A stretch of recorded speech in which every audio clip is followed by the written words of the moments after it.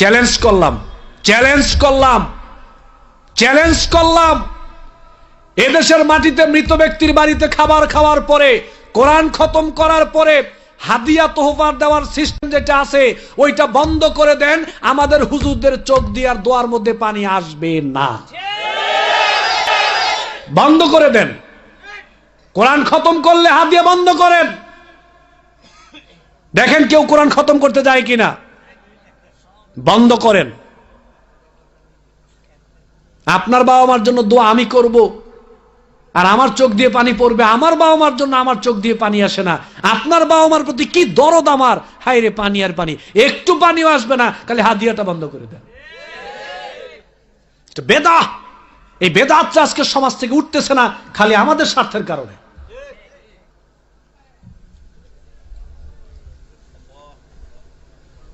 কেমনে বুঝাইতাম, মানুষ এগুলো বুঝে না কেন?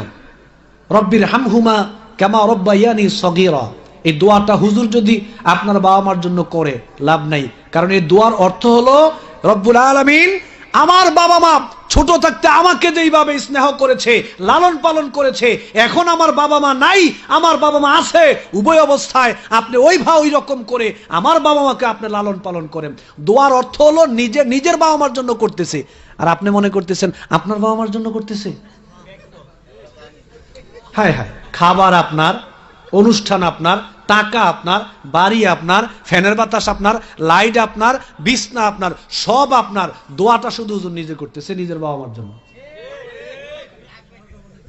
আপনার জন্য করছে মনে করছেন আপনি?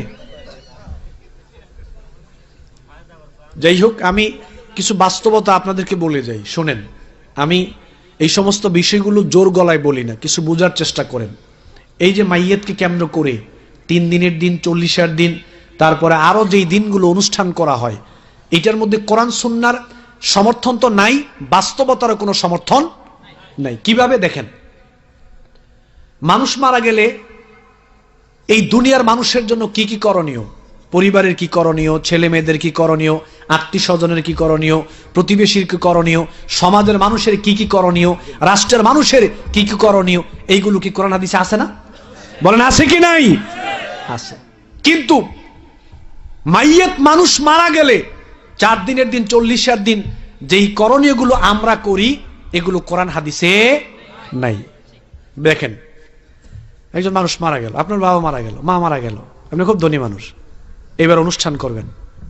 অনুষ্ঠানে নারী পুরুষ সবাইকে দাওয়াত দিলেন, নারী পুরুষ সবাই আপনার বাসায় গেল। কেউ নারীরা পেট খুলে গেল, কেউ পিঠ খুলে গেল,